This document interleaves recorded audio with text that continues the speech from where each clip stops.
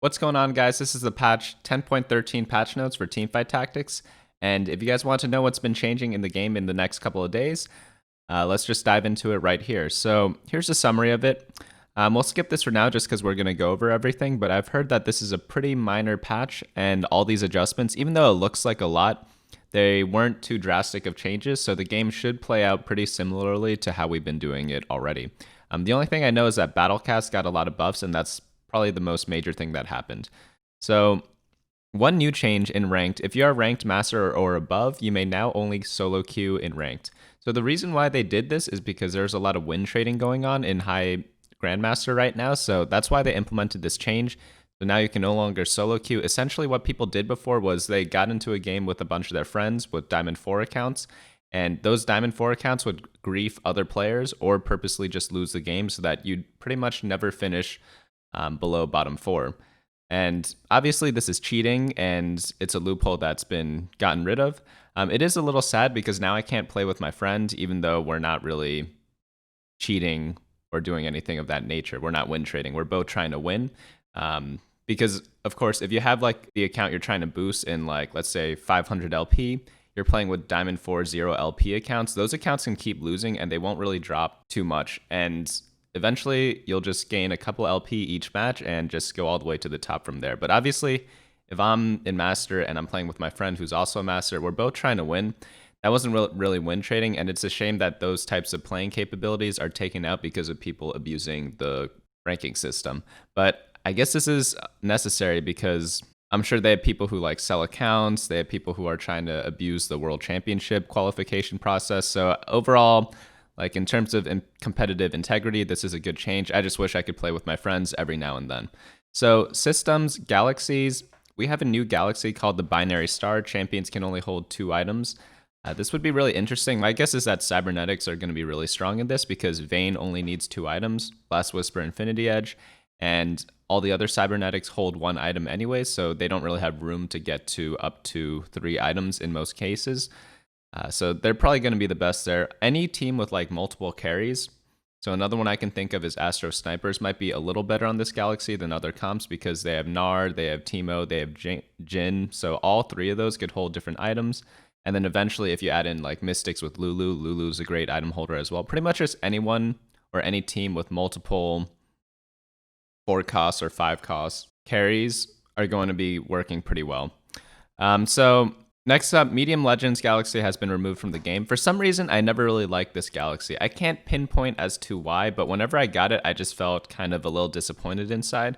And then lastly, Binary Star will occur in 10% of games. So I think this is probably a good swap. I'm interested to play Binary Star. It reminds me of the Hex Tech days of Season 1, just because those were some item limitations that were happening before. So Miscellaneous, raise the minimum number of items that can drop in a game by 1.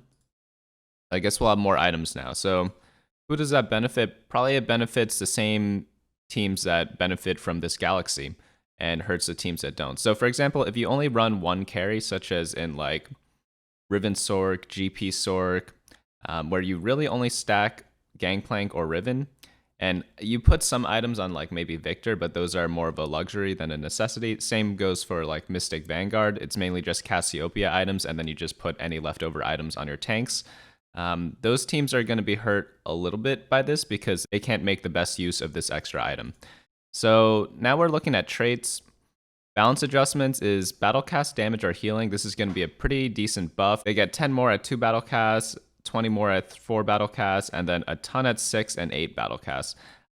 I'd like to see someone play like a 6 Battlecast comp now that I see this, because this is like a 25% buff, and that's, sorry, a 30% buff, and that's always pretty sizable.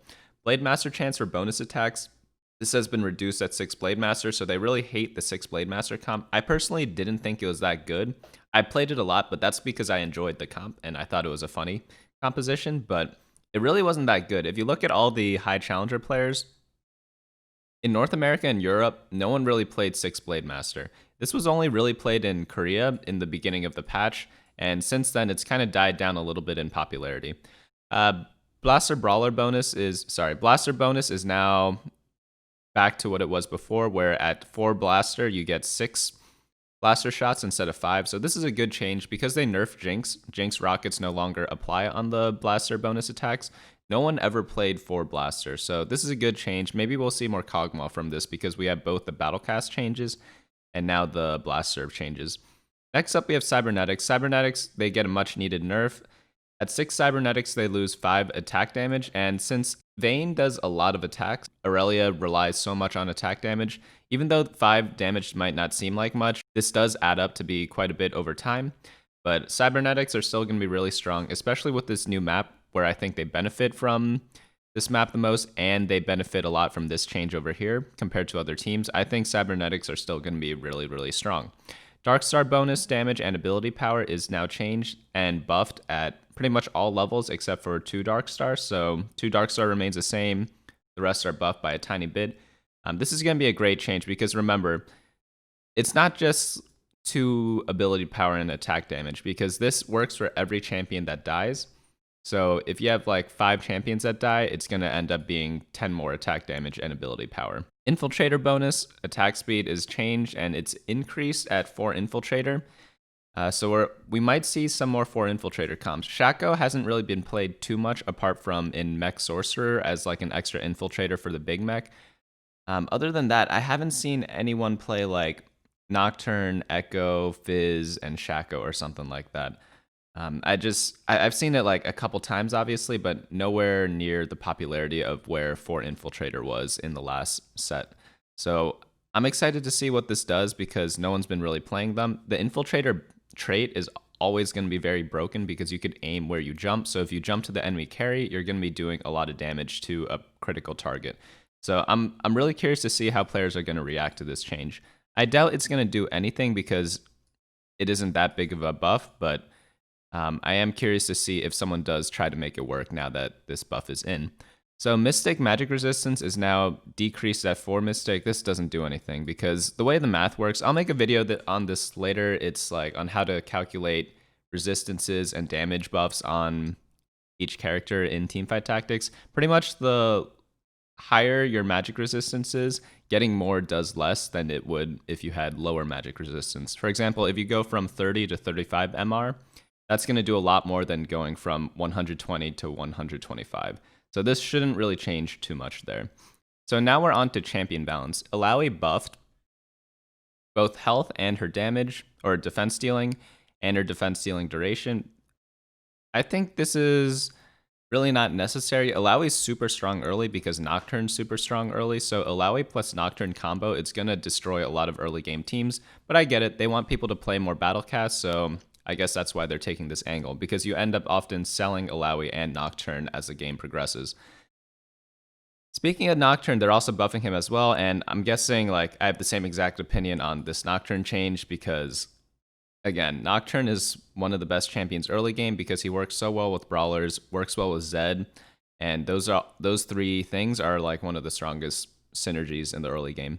So Xayah total mana reduced. No one's been playing Xayah, so maybe this brings back the Hyperroll Xayah build. I'm not really too sure. I don't think it will because there are much better comps to go right now, but maybe someone can try to explore and make it work for themselves. So next up we have tier 2 champions. Darius' armor is increased by 5, magic resist increased by 10, and his damage has been increased by a little bit at level 2 and level 3. No one's been playing Pirates at all, which is kind of surprising because before everyone played Pirates. But I guess since Bard exists in the game now, you can pretty much play Bard instead of Pirates to get the same effect because they both get you gold for your team while Bard's in the form of experience. And it's pretty much just a way to farm up for the mid to late game. So I'm glad they buffed Pirates because, again, no one's been playing them, so it makes complete sense to buff them. Kog'Maw health increase and total mana decrease, and his max HP is increased at level 3, so those are all great changes for Kog'Maw. No one's really playing him right now.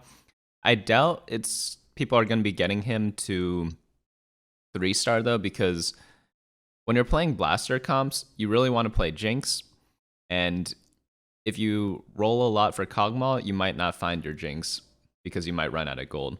However, if you're playing maybe like 2 blaster with Battlecast, you might want to add in Chrono with Ezreal, so maybe there's some sort of Battlecast blaster Chrono build with Ezreal, Kog'Maw, and then a bunch of Battlecast characters. That's what I'd assume would be the build with Kog'Maw because you might not have enough items to put on Jinx as well.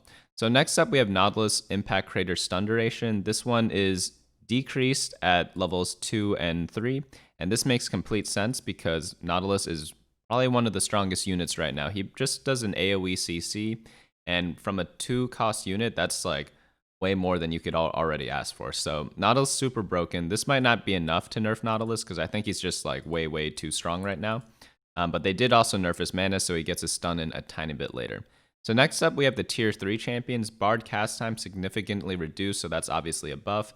Cassiopeia poison duration increased, so that's a nerf because now the damage is over a longer period of time, so it does less per second.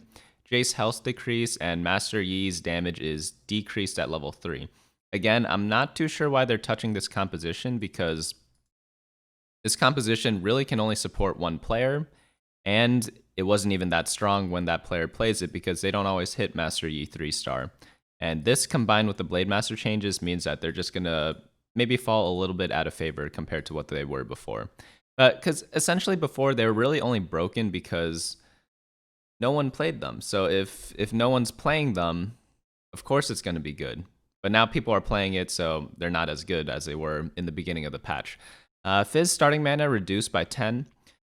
Yeah, that's fine. Fizz, he's pretty broken, right? He's one of the best infiltrators, and he works in mech. He's just a strong unit overall.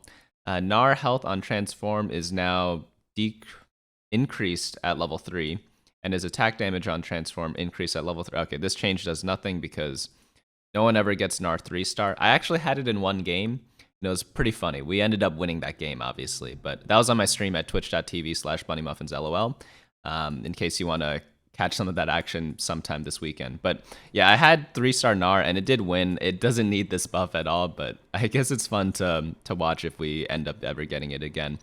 So Gnar's stun duration reduced by 0.5 seconds. Obviously, all these changes overall is a nerf to Gnar because it's so rare that we ever get him to 3-star.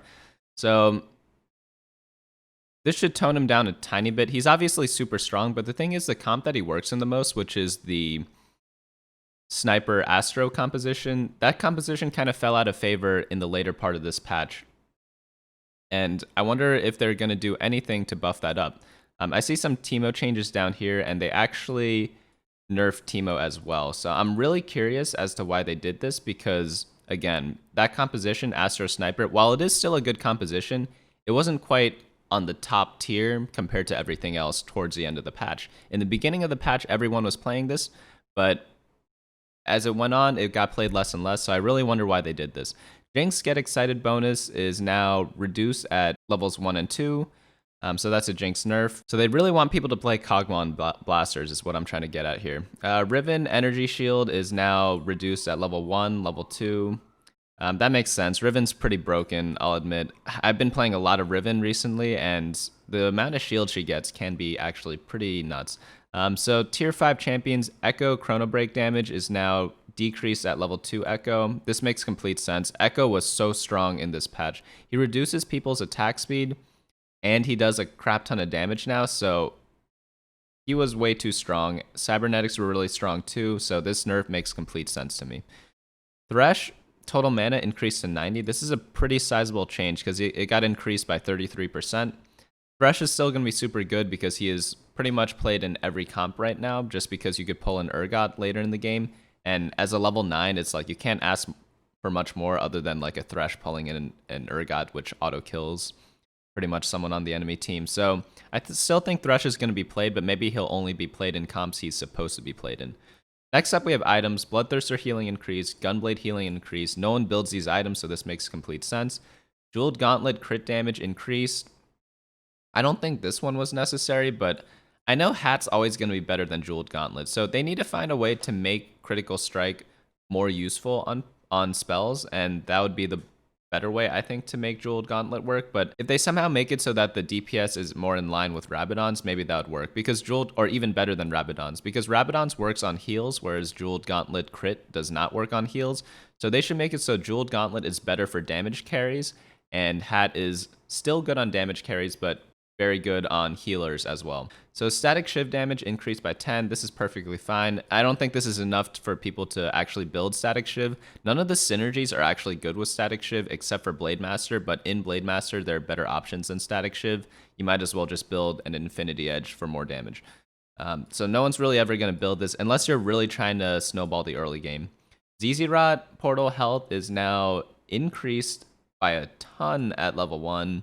A bit at level 2 and nothing at level 3, so this is a big buff for Zizirot. Zizirot's always been great in the first stage of the game because no one can deal with this amount of health. It's pretty much like adding a Warmogs to your team, but now it's even better than that because it's 1500 versus 1000. Granted, the Zizirot minion doesn't do much damage, so it's not as useful as a Warmogs, but you do get the health and the attack speed from the item as well, whereas Warmogs only gives you 1000 health and nothing else.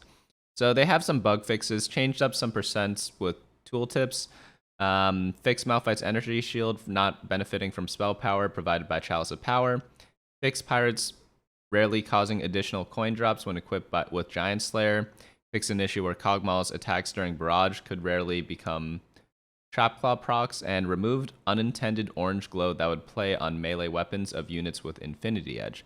Fix an issue where Zephyr'd units could be hit by certain AoE spells like Teemo's satellite traps. Alright, all good changes because obviously we don't want bugs in the game. And mobile, I don't really care too much about mobile, so we'll scrap that for now. But yeah, pretty big patch in terms of how many changes there were. There weren't too many changes that will affect your everyday game. So what I'm looking at mostly is, I think Astro Sniper didn't get a nerf it deserved because I don't think it was that strong. Because look, Nautilus, Teemo, and Gnar were nerfed. Those are all the Astro units. Astro is pretty broken, but the comp they're played in the most, which is Astro Sniper, wasn't. It was a good comp. I thought it was in a perfect spot actually, but it wasn't on top of the game. You know, most people are playing Sniper, or sorry, most people are playing Cybernetics. Most people are playing Rebels. Those types of comps. And Blademaster, same story. Like, if you hit everything, you're going to do really well with the comp. But it's so hard to hit everything, and if you're ever contested, both players go bottom 4, so no reason to nerf that either. Battlecast, we'll see if it's a thing. They seem to really want to make it a thing, but no one's been experimenting with this comp yet, so we'll see what happens there. I'm really glad that Medium Legends is being removed, and Binary Star looks very interesting because it's something we haven't dealt with before. So I'm pretty overall, like, I mean, I can't really rate this patch because nothing too big happened. So I guess I'll rate it maybe like a 6 out of 10 or something like that because, again, I'm kind of indifferent. This didn't really change too much about the game, but I felt like they nerfed things that shouldn't have been nerfed. Echo was probably the only, Echo and Cassio were probably the only nerfs that were justified. Along with like Thresh. Riven was maybe borderline. I thought Riven was in a perfectly okay spot.